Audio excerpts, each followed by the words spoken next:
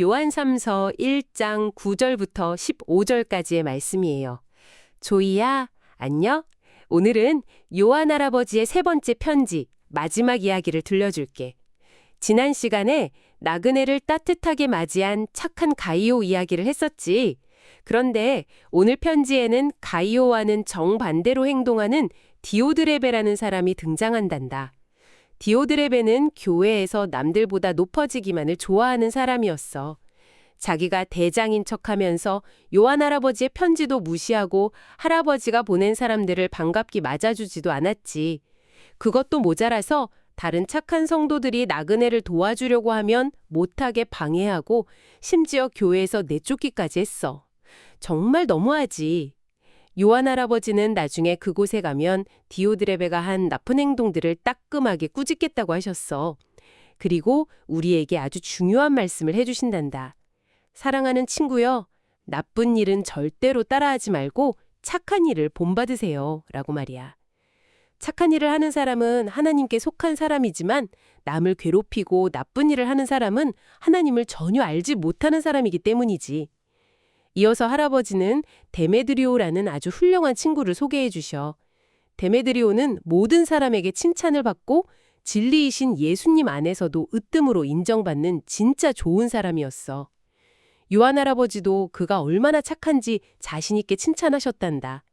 할아버지는 종이와 먹으로 편지를 길게 쓰는 것보다 빨리 가이오를 직접 만나서 얼굴을 마주보고 이야기하기를 간절히 바라셨어.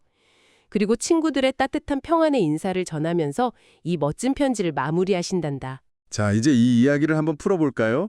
우리가 방금 들은 이야기에는 아주 극명하게 대비되는 두 사람이 등장합니다. 여러분도 들으시면서 바로 느끼셨겠지만 첫 번째로 등장하는 그 디오드레베라는 사람의 행동을 보면 정말 눈살이 찌푸려지죠. 맞아요. 교회라는 그 아름다운 공동체 안에서 이 사람은 사도의 권위조차 무시하고 자기 마음대로 교회를 막 조종하려고 했어요. 형제들을 대접하는 착한 사람들을 오히려 핍박하고 내쫓기까지 했잖아요. 네, 너무 심술궂은 모습이죠. 이걸 우리 아이들의 눈높이에 맞춰서 좀 설명을 해보자면 마치 놀이터에서 자기만 대장하겠다고 막 고집부리는 그런 모습과 같아요. 다른 친구들을 아예 못 놀게 막는 그런 심술궂은 골목대장이요. 아, 골목대장 비유가 아주 딱이네요. 네, 놀이터는 사실 다 같이 어울려 노는 곳이잖아요. 그런데 이 골목대장은 자기가 정한 규칙대로만 놀아야 하고 자기가 허락한 친구만 미끄럼틀을 탈 수 있다고 막 억지를 부리는 거죠. 심지어 착하게 양보하면서 노는 친구들을 놀이터 밖으로 막 밀어내기까지 하는 거잖아요. 가장 매력적인 점은 요한 사도가 이 편지에서 그저 나쁜 사람의 잘못을 꼬집어내는 데서 멈추지 않는다는 사실이에요. 사도는 우리가 진짜로 바라보아야 할 영웅을 바로 소개해 주시죠. 아, 그 데메드리오라는 모범적인 친구 말씀하시는 거죠? 네, 맞습니다. 본문을 자세히 보면 데메드리오는 그냥 소수의 사람에게만 인정받은 게 아니에요. 진리 안에서 그 모든 사람에게 칭찬받는 그런 사람이었습니다. 아하. 이 두 사람을 나란히 세워두고 요한은 가이오에게 그리고 오늘 이 말씀을 듣는 여러분에게 아주 명확하게 당부하고 있는 거예요. 절대 그 골목대장 같은 디오드레베의 교만을 담지 말고 데메드리오의 착한 행실을 본받으라고 말이죠. 바로 그겁니다. 그런데 여기서 잠깐만요. 제가 약간 헷갈리는 부분이 하나 있어요. 솔직히 말해서 만약 디오드레베가 그 지역교회의 리더였다면 누구를 교회에 드리고 누구를 드리지 않을지 결정할 나름의 권리가 있는 것 아닌가요? 아, 그렇게 생각할 수도 있겠네요. 네. 왜냐하면 놀이터에도 안전을 위한 규칙이 필요한 것처럼 교회라는 조직을 보호하기 위해서 외부인을 경계한 것일 수도 있잖아요. 왜 요한 사도는 이것을 단순한 어떤 행정적인 의견 충돌이 아니라 아주 심각한 영적 범죄처럼 다루고 있는 걸까요? 아주 예리하고 중요한 질문입니다. 그 이유를 정확히 이해하려면 우리가 1세기 로마 제국 시대의 초대교회 상황으로 깊이 좀 들어가 보아야 해요. 아, 그때는 지금이랑 많이 달랐나요? 많이 달랐죠. 그 당시 교회는 오늘날처럼 크고 화려한 건물이 아니었거든요. 그냥 평범한 사람들의 집 거실에 모여서 예배를 드리는 이른바 가정교회 형태였어요. 아, 집에서 모이는 작은 모임이었군요. 네. 그리고 당시에 복음을 전하러 목숨을 걸고 먼 길을 다니는 순회 선교사들이 있었는데 누군가 문을 열어주고 재워주는 환대의 행위는 단순한 친절을 넘어선 생존의 문제였습니다. 생존이요? 아, 하긴 지금처럼 스마트폰으로 당장 예약할 수 있는 안전한 호텔이나 깨끗한 숙소가 있었던 게 아니니까요. 맞아요. 1세기 당시 여행객들이 묵을 수 있는 여관은 매우 위험하고 불결했어요. 범죄의 온상인 경우도 많았고요. 맙소사, 정말 위험했겠네요. 그러니까 선교사들이 고단한 몸을 이끌고 낯선 도시에 도착했을 때 믿음의 형제들이 문을 열어주지 않으면 그들은 길거리에서 강도를 당하거나 굶주림에 처해야만 했던 거죠. 아, 그렇군요. 그런데 디오드레베는 단지 우리 교회 규칙이 그래요 라면서 행정적인 권리를 행사한 게 아니에요. 그는 사도 요한이 보낸 선교사들을 고의로 거부함으로써 사실상 교회의 생명줄을 끊어버리고 있었던 겁니다. 어머나. 나그네를 돕고 살리는 본질적인 사랑의 사역보다 자기가 이 가정교회의 유일한 결정권자로서 완벽한 통제력을 쥐고 흔드는 것을 훨씬 더 중요하게 여긴 거죠. 와, 듣고 보니 정말 충격적이네요. 디오드르베는 그냥 단순히 무례한 사람이 아니라 자기가 그 대장 자리를 유지하기 위해 공동체를 파괴할 위험까지 무릅쓴 거군요. 네, 맞습니다. 권력에 완전히 눈이 먼 상태였죠.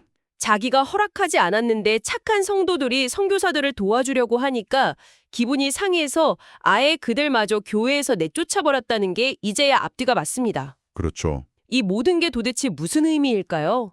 대체 왜 이토록 사랑과 섬김이 넘쳐야 할 교회 안에서조차 사람들은 디오드레베처럼 자신이 1등이 되고 권력을 주려고 집착하는 걸까요? 참 안타까운 일이죠. 굳이 공동체를 망가뜨려가면서까지 높은 자리에 앉으려고 하는 그 인간의 어두운 마음의 뿌리가 도대체 어디서부터 오는 것인지 참 궁금해집니다. 이것을 더 큰 그림과 연결해 보면 우리는 디오드레베의 상태를 묘사하는 옛날 헬라어 원어 단어 하나에 좀 주목하게 됩니다. 오, 헬라어 단어요? 어떤 단어죠? 성경은 그의 마음 상태를 가리켜서 필로프로치온이라고 부릅니다. 필로프로치온이요. 발음하기도 참 어렵네요. 그렇죠.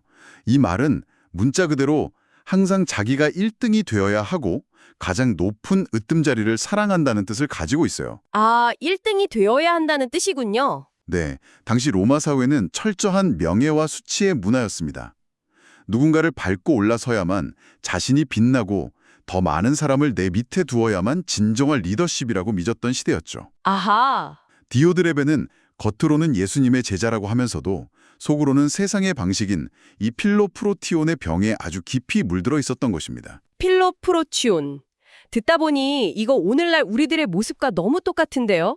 저는 이 단어를 들으면서 요즘 시대의 그 소셜미디어가 떠올랐어요. 아, 소셜미디어요? 삶을 가장 화려하게 꾸미고 내가 얼마나 멋진 곳에 가고 좋은 것을 먹는지 막 사진을 올려서 끊임없이 사람들의 좋아요와 부러움을 얻으려고 하잖아요. 아, 정말 적절한 비유네요. 내가 이 구역에서 가장 중요하고 인정받는 사람, 즉 세상의 주인공이 되고 싶어 하는 그 지독한 갈망 말이에요.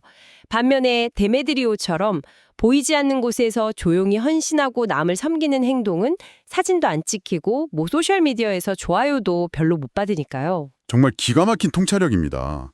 세상은 과거나 지금이나 끊임없이 우리에게 네가 주인공이 되어야 해, 네가 남들보다 뛰어난 1등이 되어서 스포트라이트를 받아야 해 라고 속삭이잖아요. 맞아요. 항상 경쟁을 부추기죠. 하지만 예수님이 이 땅에 가져오신 하나님 나라의 방식, 그 역설적인 진리는 세상의 필로프로티온과 완벽하게 반대였습니다. 아, 완벽하게 반대요. 네, 온 세상의 진짜 왕이신 예수님을 생각해 보십시오.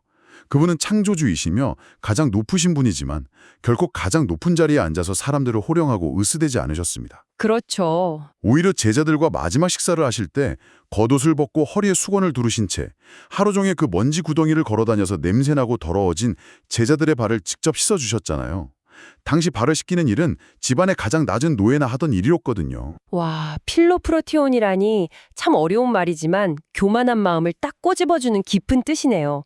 우리 마음을 이렇게 정확히 꿰뚫어 보시다니 하나님은 정말 세심하신 분이군요. 정말 그렇죠. 정말 그렇습니다.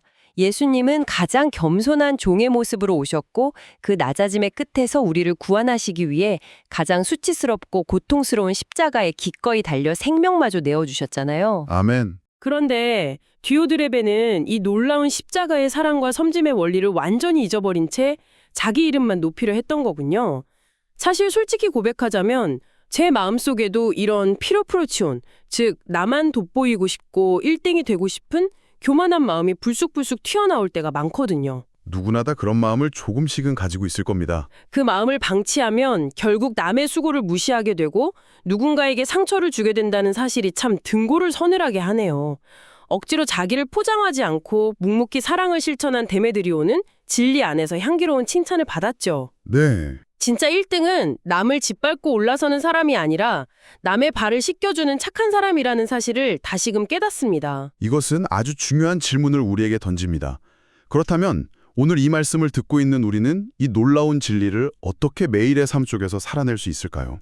그러니까요. 실천이 중요하니까요. 맞습니다.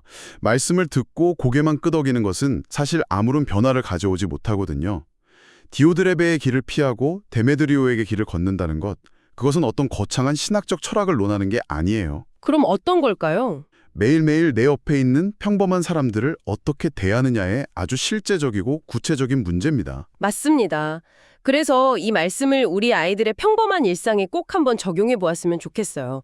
청취자 여러분, 우리 아이들이 집이나 놀이터에서 친구들과 놀 때를 한번 떠올려 보세요. 네, 흔한 풍경이죠. 장난감을 가지고 놀거나 보드게임을 할 때 내가 대장할 거야, 무조건 내가 1등 할 거야, 내 마음대로 규칙을 정할 거야 하고 때를 쓰고 고집을 부린 적이 다들 한 번쯤은 있으실 겁니다. 저도 어릴 때 그랬던 기억이 나네요. 하하, 그렇죠. 혹은 형제자매끼리 맛있는 간식이나 예쁜 학용품 하나를 두고 내가 먼저 가질 거야, 내가 더 큰 거 먹을 거야 하고 다투는 모습도 우리 가정에서 아주 흔히 볼 수 있잖아요. 네, 맞습니다. 바로 그 순간 내 안에서 막 꿈틀거리는 이 필로프로투연의 마음, 나만 1등이 되고 싶어하는 그 대장병을 딱 멈춰 세워보는 겁니다. 그리고 나를 위해 기꺼이 가장 낮은 곳으로 오셔서 꼴찌가 되어주신 겸손하신 예수님을 떠올려보는 훈련이 필요한 거죠. 아주 좋은 훈련이네요. 오늘부터는 내가 먼저 좋은 자리를 차지하려고 으쓰대지 않고 동생에게 한번 먼저 양보해볼까? 혹은 친구가 나보다 무언가를 더 잘했을 때 배 아파하고 시기하는 대신 와, 너 정말 잘한다 하고 진심으로 박수 쳐주는 멋진 데메드리오가 되어보자. 이렇게 작지만 확실한 결단을 해보는 거죠. 정말 아름다운 적용입니다. 그런데 이 지점에서 저는 우리 어른들에게, 특히 자녀를 양육하는 부모님들에게 아주 묵직하고 도발적인 질문 하나를 던지고 싶습니다. 오, 어떤 질문인가요? 긴장되는데요. 만약 사도 요한이 1세기 로마 시대가 아니라 오늘날 21세기의 우리 가정이나 교회에 이 편지를 쓴다면 과연 어떤 평가를 내리실까요? 과연 우리 안에서 디오드레베의 치열한 경쟁심을 더 많이 보실까요? 아니면 데메드리오의 조용한 섬김을 더 많이 보실까요? 어쩌면 우리는 자녀를 사랑한다는 명목 아래 세상에서 무조건 1등이 되어야 해, 남들에게 절대 뒤처지면 안 돼, 네가 무조건 주인공이 되어야 해 라고 가르치고 있는 건 아닐까요? 정말 뜨끔한 말씀이네요. 은연중에 필로프로티온에 집착하는 또 다른 디오드레베 세대를 우리 손으로 길러내고 있는 것은 아닐지 깊이 돌아보게 됩니다. 그 질문은 정말 마음 깊은 곳을 찌르네요. 부모로서 자녀가 잘 되기를 바라는 마음이 자칫하면 세상의 1등주의를 부추기는 결과로 이어질 수 있다는 경고로 들립니다. 남을 밟고 올라서는 화려한 1등보다 곁에서 묵묵히 친구의 발을 씻겨주는 착한 섬김이 하나님 보시기에 얼마나 귀하고 빛나는 것인지 우리 아이들의 마음에 꼭 심어주어야겠습니다. 네, 꼭 그래야죠. 비록 어린아이의 작은 양보나 칭찬 한마디처럼 보일지라도 우리가 이렇게 남을 먼저 높여주는 예쁜 마음을 가질 때 하늘에 계신 우리 하나님께서 세상 그 누구보다 가장 크게 기뻐하며 미소 지으실 거라 확신합니다. 자, 사랑하는 청취자 여러분, 여러분은 오늘 무엇을 결심했나요? 제자들의 발을 씻어주신 겸손하신 하나님 아버지, 참 감사합니다. 오늘 디오드레베와 데메드리오의 이야기를 통해 진짜 착한 모습이 무엇인지 깨닫게 하시니 감사합니다. 하나님, 제 마음속에 남들보다 잘나 보이고 싶고 1등만 하고 싶은 나쁜 고집이 생길 때마다 십자가를 지신 예수님의 낮아짐을 생각나게 해주세요. 교만하게 으스대며 친구를 무시하는 나쁜 행동은 절대 따라하지 않게 제 마음을 지켜주세요. 저도 데메드리오처럼 조용히 친구들을 도와주고 예쁜 말을 써서 모든 사람에게 칭찬받는 하나님의 자녀가 되고 싶어요. 오늘 하루도 내가 먼저 양보하고 섬겨주는 착한 발걸음을 걷게 해주세요. 언제나 저의 가장 좋은 본보기가 되시는 예수님의 이름으로 기도합니다. 아멘. 조야, 요한 할아버지의 3번째 편지까지 모두 읽으니 예수님의 겸손한 사랑을 실천하는 게 얼마나 중요한지 잘 알겠지? 다음 시간에는 지난번에 잠깐 이야기했던 유다라는 분이 보내온 아주 짧지만 아주 강력한 편지 이야기를 들려줄게. 다음 이야기도 두근두근 기대하며 기다려주렴.